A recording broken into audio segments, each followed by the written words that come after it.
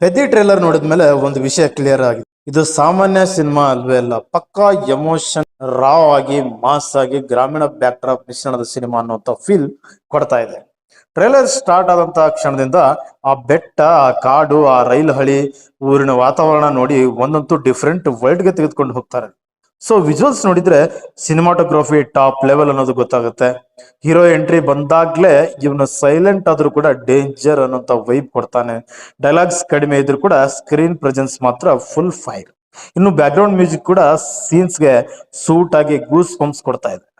ಇನ್ನು ಟ್ರೇಲರ್ ನಲ್ಲಿ ಊರಿನ ಜನ, ಕಷ್ಟ, ಹೋರಾಟ, ಭಯ, ರಿವೆಂಜ್ ಎಲ್ಲ ಮಿಕ್ಸ್ ಆಗಿ ಕಾಣಿಸ್ತಾ ಇದೆ.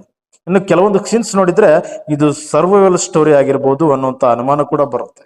ಮತ್ತೆ ಕ್ಲೈಮ್ಯಾಕ್ಸ್ ಶಾರ್ಟ್ಸ್ ನೋಡಿದ್ರೆ ಆಕ್ಷನ್ ಸೀನ್ಸ್ ಪಕ್ಕಾ ಥಿಯೇಟರ್ ಸೇಕ್ ಮಾಡೋ ತರ ಇದಾವೆ.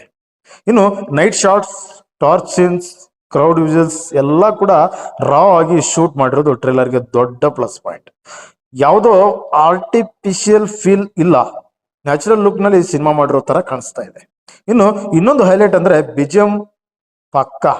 ಕೆಲವೊಂದು ಸೀನ್ಸ್ ನಲ್ಲಿ ಮ್ಯೂಸಿಕ್ ಜಾಸ್ತಿ ಆದಾಗ ಲಿಟ್ರಲಿ ಗೂಸ್ ಬಂಪ್ಸ್ ಬರುತ್ತೆ. ಥಿಯೇಟರ್ ನಲ್ಲಿ ನೋಡಿದ್ರೆ ನೆಕ್ಸ್ಟ್ ಲೆವೆಲ್ ಎಕ್ಸ್ಪೀರಿಯನ್ಸ್ ಇರ್ಬೋದು. ಒಟ್ಟಾರೆಯಾಗಿ ಹೇಳ್ಬೇಕಂದ್ರೆ visual super, BGM fire, rural mass feel ಗಟ್ಟಿಯಾಗಿದೆ, ಎಮೋಷನಲ್ ಡೆಪ್ತ್ ಕೂಡ ಕಾಣಿಸ್ತಾ ಇದೆ, ಆಕ್ಷನ್ ಸೀನ್ಸ್ ರಾವ್ ಆಗಿ ರಿಯಲಿಸ್ಟಿಕ್ ಆಗಿ ಇದಾವೆ. ಇನ್ನು ಆ ಟ್ರೇಲರ್ ನೋಡಿದ್ಮೇಲೆ ಸಿನಿಮಾ ಮೇಲೆ ಎಕ್ಸ್ಪೆಕ್ಟೇಷನ್ಸ್ ಜಾಸ್ತಿನೇ ಆಗಿದಾವೆ. ಇನ್ನು ಕಂಟೆಂಟ್ ಸರಿಯಾಗಿ ವರ್ಕ್ ಆದ್ರೆ ಪೆದ್ದಿ ದೊಡ್ಡ ಮಟ್ಟದಲ್ಲಿ ಹಿಟ್ ಆಗುವಂತ ಚಾನ್ಸಸ್ ತುಂಬಾ ಇದಾವೆ.